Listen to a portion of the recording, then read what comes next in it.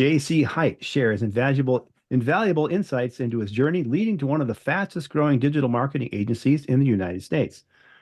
Twice recognized on the prestigious Inc. 5000 list, Hite Digital boasts a dedicated team of over 140 plus experts. In this episode, JC Hite unravels the secrets behind achieving entrepreneurial stability while navigating unprecedented growth.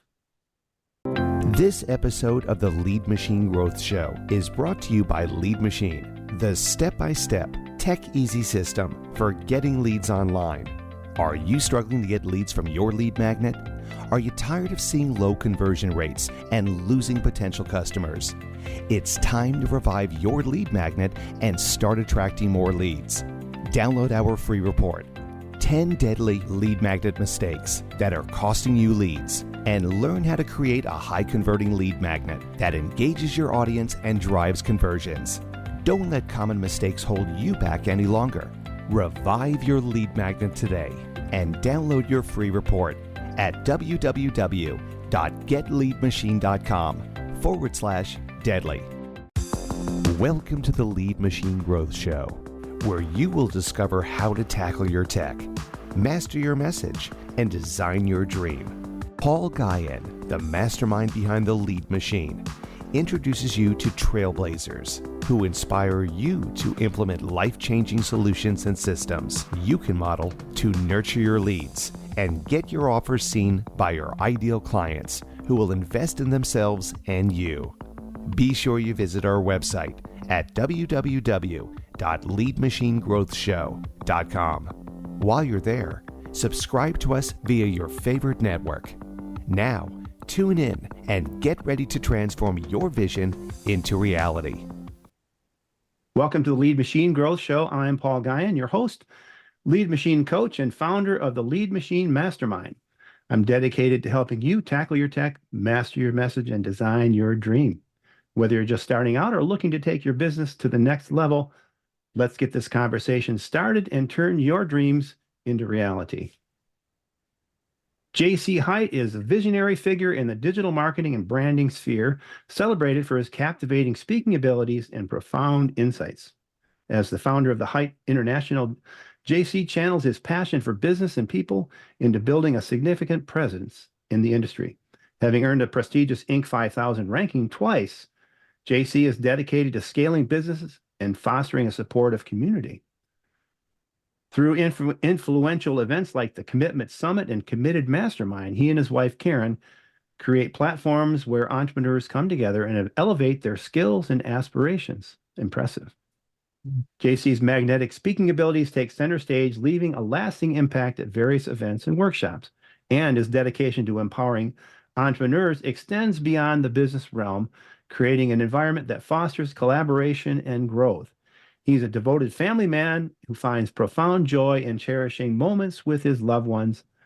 And whether captivating audiences on stage or embracing the warmth of family life, JC Hite is a true force molding the future of business with his eloquence, transformative ideas, and authentic love for those closest to him. Wow, that's pretty impressive. Hey, let's dive in. JC, welcome to the show. Thank you so much for coming today. I really appreciate it. Oh, I appreciate you having me on. I'm excited to join with you. I think we can definitely add some great value to the listeners. So really excited about that. Yeah, in that intro, there's some things that really kind of pointed out to me. I'm just reading it for the first time. I like the family angle and the commitment to community and that aspect of it. How do you define commitment and this entrepreneurial journey you've been on? And how does that affect your community and your family? That's a great question. You know, as you know, entrepreneurship is hard. It's really, really tough. And especially as you're growing and you're growing fast, it becomes more and more complex and not easier. And so for me, we've always tried to instill in our people and of course in myself and my own family, this idea of commitment, and specifically finding a commitment worth fighting for. Like why are you pressing for? Like, why is it worth all this stuff? You know, like, when we could make, $30,000 a month in profit just having 20 or 30 clients? Why get big? Why grow? Why scale? Right. Mhm. And so this commitment, Karen and I are very family oriented. My wife and I have built our company together, and we both come from broken homes, and we're really big on how work and how finances and how education can affect home life. And so we're very committed to these things. How do we create a workplace that enable family? So part of that is in our offices. We just went fully remote, but in our offices we had a full daycare in our offices, which allows moms and dads to be closer to kids. Every kid at Hite is on scholarship, so we pay for kids to go to private schools whenever they want, however they want, so on and so forth. And when we do trips, which we do about every other year, we go to a foreign country somewhere, we take our wives and our kids. We make sure that this is an organization that hopefully embodies family. And of course, we hire accordingly as well, right? We try to hire individuals that are really excited about family. And so growth is really hard. Commitment is a big part of us. And yeah, it's good stuff. I've been in companies that have, gone from, like we mentioned when we were talking before we started recording, from less than $1 million to 50 million in about 13, 14 years. And I've seen other companies happen. The core morals and values and family orientation is there from the start. And then something happens. And then as it grows out, of course, you've got to have more layers of management. Or, we tried to be flat, but that's not possible when you get 50, 60, 70, 100 employees. How do you maintain and how do you make sure that those values don't get lost in the growth? It's a good question, and much easier said than done. I know. For us, I think defining like what does family look like in the workplace is important. There are aspects of what I mean by family, but at the end of the day, it's not my wife, that works at the excuse me, my wife does work in the organization, but I'm going to fire people. I'm going to increase raises. I'm going to discipline people, right? It's at the end of the day, we're not family from a context of like, I got to love my mom, forever. It doesn't matter what she does to me, right? You can't fire your mom. I can't fire my mom. And so trying to understand what do I mean by like a family oriented culture? And my mentor, John Maxwell, would actually tell me, JC, you don't want a family culture. And I will disagree on that a little bit, but he's a lot smarter than I am. So chances are I'm wrong on this. But what we mean by having a family culture is that we try to make sure that we're always there for our people and their family specifically. We want to have a culture that supports family more so we are the family specifically, right? Whenever I think of like what success looks like, especially with the people that we work with, thinking about kids schooling, it's a big deal. Where are my kids going to go to college? How are they going to go to college? All this type of stuff, And so we are heavily invested in those type of things. Culture shifts always. There's seasons of culture, but really embodying leadership from the top down, right? Like my leaders in my organizations, I spend years with before they get promoted, right? We are very intensive with our recruiting process. If you apply for Hite, for every, I think it's like 8 people that apply, we'll pick someone. On average, people apply twice in order to get picked, to work for our company, sometimes 3 or 4 times, right? And so you bring on the right people, and then that easily starts to draw down, throughout the organization. But as you mentioned, when you have layers, if you have the wrong people in the right seat and the wrong people in the wrong seats, it becomes incredibly difficult, very complex. Yeah, and how do you onboard or how do you instill that? I mean, obviously, leading by example and teaching, training, talking, disciplining, having interaction with these new leaders. How do you instill that? That we haven't really touched on what it is, but how do you instill that so that they also become clones of you? I mean, not clones of you, but they embody the same values that you have for the company, at least. Maybe not personally, but for the company. We we typically always promote from within in our organization. I mean, a lot of times we promote from within. We'll hire coaches, we have advisors, we hire mentors from all over the place, but we try to promote from within. And so when I bring someone in my organization, I am promoting ideally this like collaborative culture at the top, the management, directors, VPs, and the board level. It's really hard to grow within the organization if we don't see eye to eye on certain types of visions, right? Now, that can be good and that can be bad, right? It's not always, you don't want a board that all thinks exactly the same way. You want them to be, diverse. And so it doesn't mean we don't disagree. In fact, we disagree a lot. Yeah, but when it comes to like the vision and the mission and all these types of things, we're very aligned.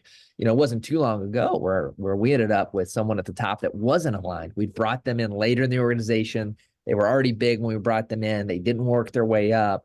And it wasn't too long until we had to make a big shift there. And because we weren't aligned, it was a very, frustrated individual that was always, looking at the negative, always mad about what was happening and couldn't take, the complexity that it takes to run a big, organization. Right. And so, but it does get harder as you grow and as you scale. And it does get harder. I mean, we're in a season now where I don't know everyone on the team, unfortunately. Yeah. Right. And so how can we be a family if I don't even know everyone on the team? Right. And so it gets different. It gets different as you grow and scale. Right? Well, when you use using the family metaphor, when you have one child, you're not outnumbered. When you've got two, you both have to team up and make sure, right. One of them takes the one, the other, and, husband and wife. And then when you get three, you're outnumbered. And then when you get five, the older kids help to take care of the younger kids. And That's so right. hopefully you've brought them up right so that they know what your values are. So having that growth from within and promoting from within is like that. And it's super, super important to do it that way. The flip side compounds the other way, right? If you brought up your first two kids, not so, they're a little bit troublemakers, that's going to be really easy for the young ones, to get entangled with, right? Yeah. You're exactly right. Yeah. And I'm the fifth of five boys, and we had six. My younger sister came along and knocked me off the baby of the family. That's right. But yeah, I learned how to swear at a young age, and I didn't just say one word. I strung them all together. Yeah. And so I got in deep trouble, but it was them who instilled that. So that can happen. Right. That can poison your. That's your, right. That's right. Yeah. So this, before we're saying, it says in your bio there's 100, but now you said 140 employees. So scaling to that level, what were some of the challenges that you had to overcome and learn? You probably didn't, there's no really book that you followed, or you just kind of did it organically? I definitely followed several books, but this is our second agency. The first one we grew to 350 team. I was a minor owner in, so I was very insignificant, but it grew to 350 team members when I left. Right. And I think this is when I was really, I don't know, I was probably 25 and I read the book Quitter by John Acuff. And he talked about this idea of, when you're in an organization and you want to go out and do something new, you can learn so much if you switch your mindset to like learn from that organization. What are they doing right? What are they doing wrong? How do they build processes? Right. And so us that have an entrepreneurial spirit, but are still working a day job, that's a beautiful opportunity to just learn and grow. And so it is. Obviously I learned a lot from my previous experience, but when it comes to scaling, there's these 7 pillars that we talk about. And these 7 pillars are, you have growth, you have operate, like your growth side, sales and marketing, you have operations, you have your product. We have then our service side, like how do we communicate with clients? We've got then, our mindset, the people and the team, right? And so we've got all these different pillars, and the key to business is one, that they all have to be there. They all have to be present. And you really have to be able to scale each of these pillars at the same time. Yeah. So a lot of people, they'll go, oh man, I'm really great at sales, and you're going to sell like crazy. But if you sell like crazy and you're really, really good at sales, but you suck at product, you're going to have a problem. Yeah. And oh, by the way, even if you're great at sales and you're great at product, man, I'm really good at sales. I can do SEO really, really well, but I'm terrible with finances. You're going to have a problem eventually. And you know what? I'm great at sales. I'm great at product. I'm great at finances, but I'm a terrible leader. I can't recruit from anything. I can't build a team. It's going to be hard to scale. And so as you scale, you have to have some type of capacity at all of these levels, and you have to kind of grow them at an equal time. Almost imagine like a board with a ball on top, and you're trying to balance the ball. Yeah. And if one end raises and the others don't all raise together, that ball will fall off, right? Yeah. And so now sometimes that's not just the leader being great at something. Sometimes you can hire a CFO that can, uncover that weakness, but you have to be able to grow at each one of these levels. And so at Hite, we've brought in very specific people in the beginning that kind of took on these corners of the business to try to make sure that we can grow and scale equally across the board in these different, principles that we're focused on. Right on. And so what would you what kind of advice would you give to someone who was faced with those challenges? There's 7 of them. And if you're bootstrapping, you can't hire all those people. So you, like Michael Gerber says, you have to do in his the E-Myth book, I don't know if you've heard of that book, you need to be working on the business while you're working in the business. You're doing both of them. So when you're starting out, how do you accomplish that? Michael and I are good friends, actually. We had a call yesterday together for a few minutes. And so I'm a big fan of his book, and it was one of the foundational, books that we had, right? There's a couple of things that I think, Michael will even talk about. There's there's the entrepreneur and their operator. And people that start businesses are really terrible at scaling companies. Like they're really, really terrible at it. And so finding these operators either within us or other people is so critical in business, right? So entrepreneurs, we want to innovate, we want to change, we want to explore, we want to experiment, we want to change. We hate consistency. We call it boredom, right? Whereas an operator, consistency is the most beautiful thing in the world. And so, but if you think about the biggest companies around us, they really don't change that often. So you think about, I got my iPhone right here. What's different about this iPhone than it was 8 years ago? It costs more. It costs more. A little bit better camera, but kind of the same thing. It's really the same thing over and over. If you look at the F-150 or any automobile, right? What's really significantly changed in 20 years? Like we're trying to do electric right now. We're trying to do some new things, but like fundamentally, it hasn't changed in a very long time, right? And so these big companies, yet as entrepreneurs, that's what we want to do. And so, one of the critical things I think, and if you want to grow fast, is you really need that operator, that COO, and the CEO, and you need them both to work in, congruent together. I think another thing that I'll let you continue to ask questions, and I'll come back to them. Well, you can go ahead. Go ahead. I think another thing that is really critical that I see a lot of us entrepreneurs doing is being the team member that we would expect to have. So what do I mean by that? Well, a lot of times with entrepreneurs, we are the sales guy in our organization. And so I'll ask someone that I'm coaching or mentoring, or we're thinking about acquiring their business, and I'll quickly dive into, okay, what is your function in the company? You're not just the owner. You have a job to do typically as an entrepreneur, especially a young one.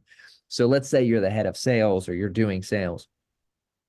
If you hired a head of sales, you paid them $100,000 a year, and they were on Facebook as much as you are from 8 to 5, how would you feel? Would you be pissed or would you be cool? If they logged in their CRM, they got into HubSpot, they got into High Level, they got into Salesforce, and they logged their calls on CRM just like you did and put follow-up tasks like you did, how would you feel? Right? And so it depends on the results, I guess. A lot of us as CEOs, we don't do that stuff. Like we don't log our calls like we're supposed to. We're above it. We don't put tasks for ourselves like we're supposed to. We don't actually do the things needed that we know we should be doing, right? And so being the team member that I would expect to have is something that, again, I see a lot of young entrepreneurs struggling with. We want the fancy, cool, just lead other people, manage other people. Like that's our vision. I will tell you, I think a lot of people, when they're starting, you mentioned something that can be expensive to find great people. Yeah. I would beg that the opposite is true. I actually think finding great people can be really affordable. It's just going to cost you equity or something along those lines, right? And I think it's some of the best money that you can possibly spend. We're working with a new startup here that is in the healthcare industry. And my CEO of the company was, JC, I think we need to raise, $1 million. Like we're gonna have this. We're gonna have to go out. We're gonna have to, and he was stuck on this. And I really tried to get him to think of other ways around raising the capital. I don't like going into debt. I don't like owing people money. I just think it complicates things, especially in young stages. Mm-hmm. And so we were thinking through this, and finally I introduced him. He didn't quite get to it, but we introduced him to a firm that we're very close with that does equity swaps in exchange for all the technology. And there's tons of firms or individuals or people that'll go, you know what? I can build that tech. Yeah, it won't cost me anything, just a lot of labor, but I'll own 20% of the company. I'll own 10% of the company. And you can even put buybacks in that where it's like, all right, Paul, I'm going to give you 20%, but at any point I can buy back my equity for $1 million or $2 million or whatever the case may be. Right. And so, you can spend money to do these things and go get these right people, but you can also find other ways to go get really, really great talent through equity as well. Awesome answer. So, what about a framework? Do you have a framework or key principles that you've used to maintain that stability? I mean, you talked about the 7 pillars. I would suggest an 8th pillar, which is your values. Yeah. So the last That's probably in the mindset. The 7th pillar actually is the commitment, which is at the center point. We kind of have it in the shape of a heart there in the middle part. So I would say that kind of ties into our values. That does. Okay. I think I mentioned 6 and then there's the 7th, right? So yeah. What is our framework? We've got a lot of different frameworks that we use throughout our organization, from our level system, which is every employee at Hite is L1 through L12, and there's different benefits and compensations and trainings and requirements to level up. In fact, it includes a master's program, like we pay fully for their master's program as they go through the levels. Wow. And so there's a lot of different angles of different frameworks built in different, systems. If I had to do with building a team, I think one of the things that we've learned is Uncontainable is a book that the founder of the Container Store started. And the Container Store is a really cool business, and it sounds boring. These guys, containers, they're organizational stuff, but their business is really incredible, very profitable. They pay ridiculous salaries to their individuals. And if you ever go into a container store, you're going to be hit with just really high level of service typically. And one of their core principles at the beginning, which we've harped on a lot within Hite, is this idea of 1 equals 3. One great person is equal to 3 good people. And maybe we've heard philosophies around this, 80-20 rule or things like this, but it is so true. The cost of having someone good in a role, just good enough, versus having someone great in a role, you move quicker, you retain more clients, you can serve your clients better, you innovate at a different level. There's so many great things. And so when we started Hite, we did a lot of we'd have 10 people on a pod, that were all great, good people. And now we are doing the same amount of work for like 6 people, but those 6 people are making way more money. They're doing more work. They're the best of the best of the best that we can possibly find, right? And so we use this 1 equals 3 to try to push us, throughout our organization. 1 equals 3. So how do you promote into that, or how do you make that happen? Yep. So probably through our level system, to be honest with you. So in our level system, it is I think it's like 120 page document that, to be honest, could be a book, but we're still honing it in a little bit. And so in this level system, there is a lot to it, but essentially there is a corporate requirements. So every level has corporate requirements, and they're literally, every level has 4 books that you have to read and do a report on. There's outside methodologies that you have to learn and study. It includes ICF certification, John Maxwell certification, lots of different things as you level up through these levels. And some of it is about the actual tasks they're learning, but some of it is just, I want to see you learning. I want to see you going after and doing something that might not make sense, but there's a bigger picture. And then every position, so different roles have different, so if you're the maid, you can't be a level 12, obviously. So a maid is, or a cleaning person is up to level 1, right? But the account managers go up to here, and then so on and so forth, right? Throughout our organization. But there's a few, and then every position has requirements as well. And those requirements are both learning, but also productivity, right? You have to have this much retention rate in order to be this level. Mm-hmm. But the other side of this is that we built a system that forces you to leave that role in the organization as well, which I think is really crucial. And so what we did was, if you're not performing, you kind of go into a green, yellow, red, which allows our leaders in our organization, they're only there to serve. They're only there to help. Paul, I want you to get a raise, but the only way to get a raise is to do this, this, and this. So let me just help you complete it, right? Maybe Paul's not doing his job. All right, Paul, I have to write you up because this is the rule. If you don't hit this metric, you have to be written up. And oh, by the way, you've been written up twice. So now this metric, you have to find a new role. It doesn't mean you have to be fired, but we have to find you a new role in our organization. And so this level system not only is very, very specific and clear on how to increase in our organization, it's also very, very clear on how to leave our organization. The premise behind this was that we typically, I'm a nice guy. JC is. I don't fire people very well. I am very naive when it comes to people. I'm the type of guy that was like, Hitler probably was just raised in a really bad home. I'm just, it's just my personality, which means it's really hard for me to discipline people. It's really hard for me to enforce rules. We hire the best people. We should expect excellence in every way. So we needed to build this framework, right? We needed to build this level system where my leaders are just the nice guys. In fact, you don't even have to be mean. You don't even have to be the source of discipline. The system is going to be the source of discipline. Yeah. The system is going to be, your job is to just be their coach and guide them through that process. You know exactly what it looks like to win the Olympics. Let me just help you through, this event, right? Yeah. So your leaders are coaches and mentors. That's right. That's right. Wow.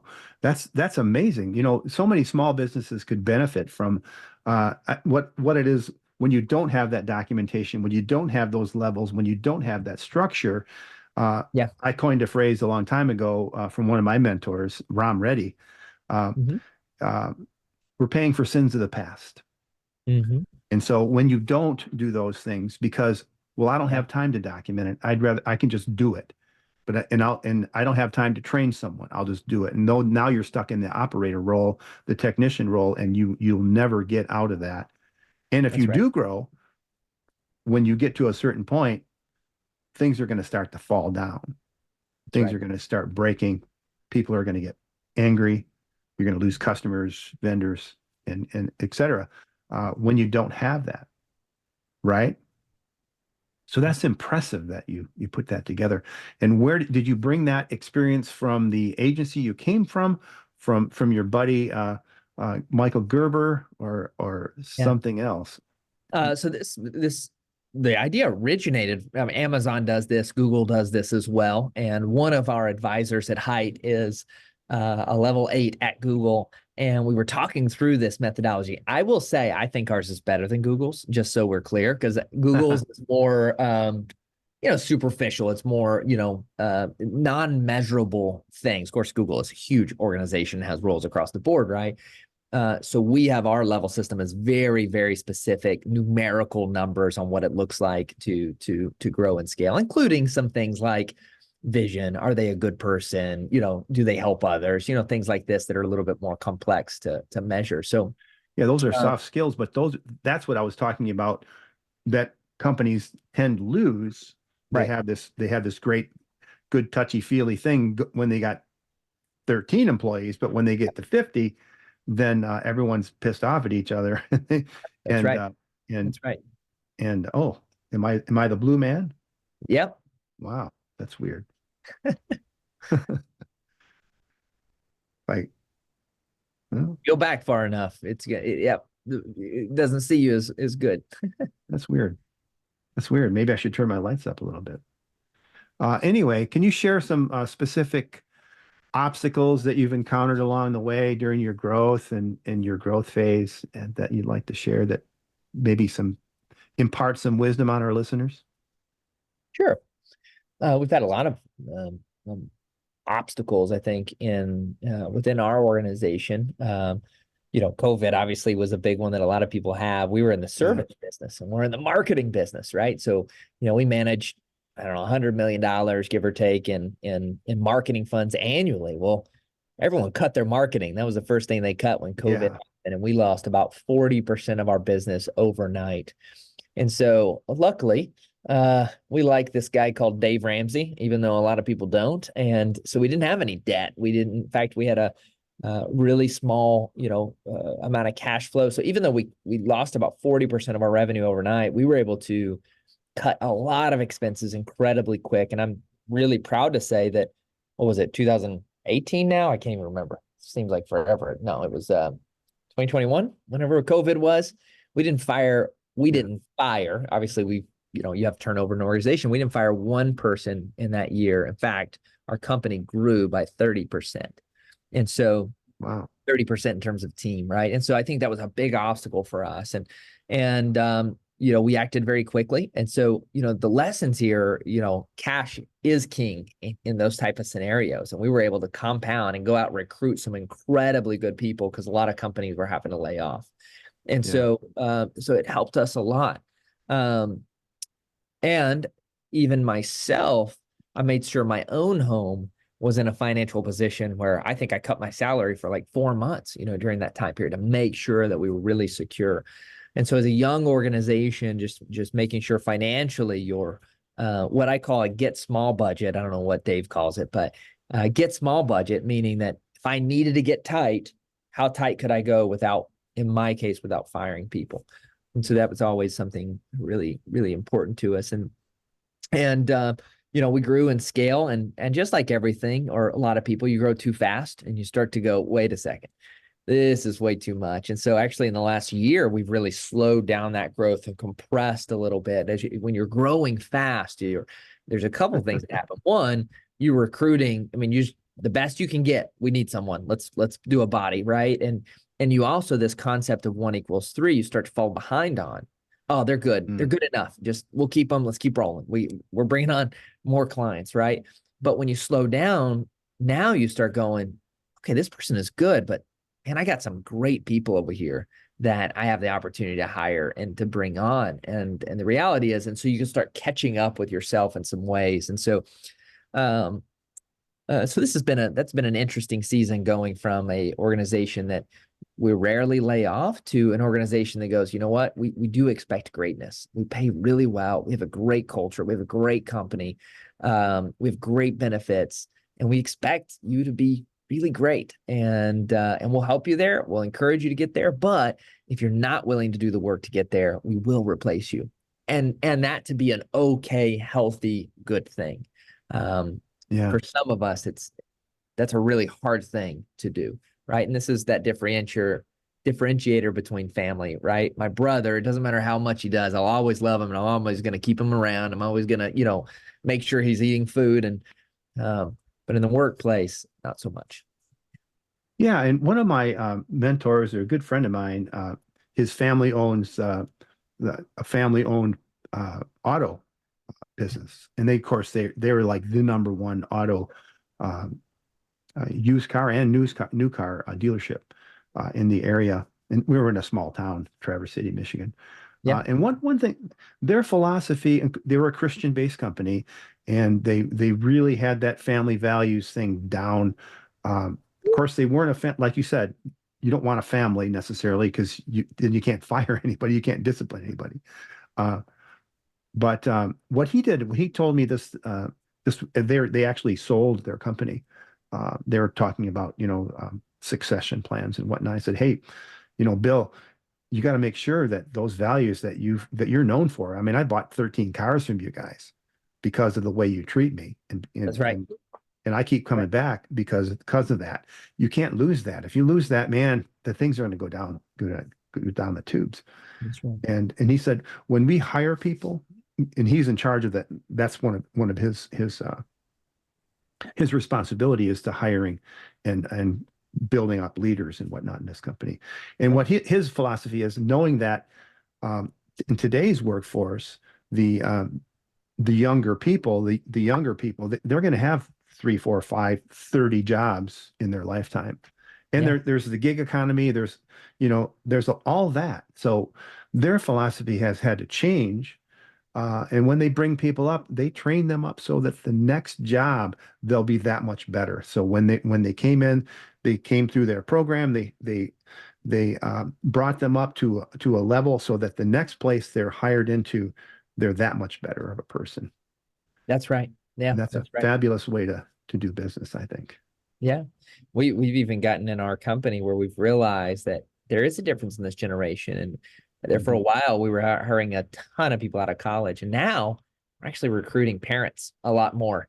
People tend to want a little bit more stability, and things of that nature. So these young guys are cool, but these older guys are very committed and last a long time, so it's good stuff as well. Yeah, and you talked about commitment in the beginning. Can we talk a little bit about how I forget what it's called, the commitment? You have a mastermind.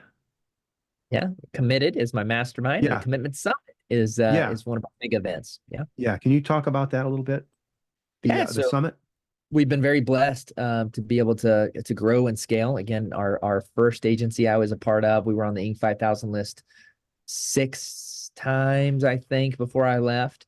So you have to be in business 3 years before you're eligible. So Hite has been in business 6 years, and this year we'll get our third Inc. 5000. Congratulations! Award. And so we've been on every year. And so through that, we've been very blessed to learn, about this and experience it and so on and so forth. And so we ended up creating a mastermind of agency owners specifically, most of which are doing about $1 million in revenue or above. And we come together. We cap it at 40 people. That's allowed in the group.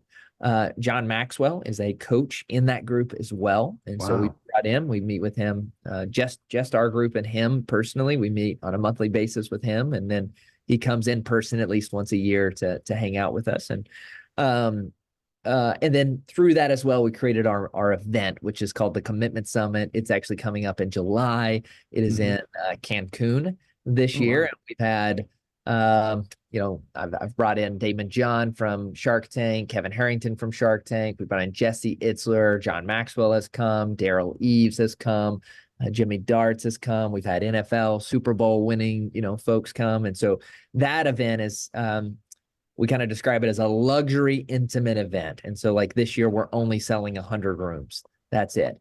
And the tickets are $8,000 a room, right? So very intimate, very high value. Most, again, people in the room are doing, they're making, 200,000 or 300,000 a year in EBITDA. And it's a really good room to be in, so to speak. Yeah. And that is for your mastermind members and their families? It is, but we sell tickets to that, the event as well. So the event, so it's a 4-day event, and then my mastermind folks stay an extra 2 days on me after the event. Nice. A little brief of the event. Nice. Well, we're getting to the end here. One thing I wanted to ask you a little bit more about your family. You've got this work life, and you must be a busy guy. You've got this life of entrepreneurship. How does this work with your family? I mean, you've got your wife in there. Yeah. How does that all work out? My wife and I work incredibly well together and don't work incredibly well together. And so we've found is that we are really great at bouncing ideas, but we can't work on the same projects, or else the husband, wife, boss, employee get entangled. And so we work side by side. She leads all of our educational stuff, so our mastermind and our events, and I lead Hite and our investments. And so we split that role. In terms of our family, I'm a big time block guy. So Karen and I are, for me, it's like, we'll call it me time. I go to the gym every morning at around 4:30. I'm out of the house. I read my Bible. I work out, all that stuff, and get home at about 6 o'clock. Get the kids ready. I personally take them to school with my wife, and then we come to the office. 5 o'clock, we're home. Cell phones off. We're with the kids until they go to sleep, right? And so, for me, it's about dedicated time is really what I have found works for me. Dedicated time. So often we are there, but not there, right? And so whether that be our work, whether that be with the team member in front of us, and so really trying to put that phone, to the side and just focusing on whatever's in front of me. Awesome. Well, as we wrap up with your final words, JC, what are 3 things that our listeners can do to put these amazing ideas into action? I'll go off a couple of things that I kind of mentioned in the call. Number one, it is hard, and it's really, really tough. And I highly recommend finding something in your life, again, like worth fighting for, like something really big, which I call a commitment. Simon Sinek would call your why, right? But like, we have spent a lot of time digging into that with each and every individual and ourselves and my wife, and like, what really gets us exciting. So I'll give a little analogy on this, but if I ask the listeners, how many of you would go work at McDonald's? Again, every one of you would probably say no. But if your kids were hungry, would you go work at McDonald's? Absolutely. Right. And so find something outside of your family that will drive that big thing. For me, my commitment is in Nicaragua. We are on track. We want to become the largest economic provider in the country besides the government, which means I need about 400 people making the salary that I pay today. The moment I do that, I become the highest economic provider in the country, in a country that the average education is the 4th grade, and we have a dictator in power. Imagine the possibilities of what we can do to literally change a nation by being the highest economic provider, bringing millions and millions of dollars a year into the economy there. Could be huge. Wow. The second thing I would say is that, us as leaders, we get caught up into our role as the owner or our role as the leader. And especially in organizations, I mentioned it for a second though, but most of us have a position in our company. For the first 3 years of Hite, I was the sales guy. I was the head of sales, the sales guy, the lead gen guy. Like, I did all the sales. And so because of that, I have to embody that role. That was actually my most important position in the organization, was driving in the business. The CEO I could be, but I could be that 30 minutes a day. The innovator I could be 45 minutes a day, but I really had to focus on my job in the company. And especially when you have partners in an organization, really understanding the role that you have and the responsibility you have is so critical if you want to grow and scale. And so defining my role and then working in that role the same way that I would expect someone else to work in that role. I want to lead by example. So when I did hire someone and I go, cool, follow me on the job, they just followed me crushing it. And they knew exactly what I expected, and they knew exactly what to do to have success in that role. And then if you're asking for 3 things, I would probably put the third thing is someone has to be the expert, and really trying to always have someone as the expert. I see a lot of individuals, what they'll do is say, you know what, I'm not very good at sales. So what do you want to do? Okay, we're going to go hire a salesperson. And what they end up doing is they find some VA, find the first person that hires. Sales positions, historically, you don't post a job. Like, people looking for sales jobs are typically not your best sales guys in the world, right? Yeah. And so what we end up doing is that I don't know anything about sales. I'm not a sales coach. I don't understand sales processes. And I go hire someone that is not good at sales. So how do I coach them? How do I mentor them? How do I keep them accountable? What should I even expect from them? I don't know, because I've hired someone who's not an expert and I'm not an expert, right? And so when you can, try to find someone who has actual experience of whatever they're doing. That could be recruiting someone from Hite. If you want to hire a pay-per-click person, you could be assured that if someone worked for 3 years as a pay-per-click company for Hite, that they would probably be really good. And so how do you go out and recruit and find people that are really, really good? Again, maybe you have to give them equity, maybe you have to give them something, but really finding people that you know and feel very, very confident can do the job. It's not just a bet. Right. Wow, that's amazing. Well, thank you so much. I appreciate it. We're out of time, but remember, faith and action go hand in hand. So put the pedal to the metal, and until next time on the Lead Machine Growth Show, I'm Paul Guyon and JC Hite. Thank you so much. Oh, wait a minute. If you want to connect with him, go to thehites.com. That's THEHITES.com. And you can connect with him. And you can also check out his company, HiteDigital.com. That's HITE digital.com. And thanks so long. I appreciate it. Take care. Thank you, sir. Thank you for tuning in to the Lead Machine Growth Show with Paul Guyon, where we show you how to tackle your tech, master your message, and design your dream so that you can transform your vision into reality. Remember to visit our website at www.leadmachinegrowthshow.com and enjoy even more great episodes like this one. Again, while you're here, subscribe to us via your favorite network. We look forward to seeing you next time on the Lead Machine Growth Show.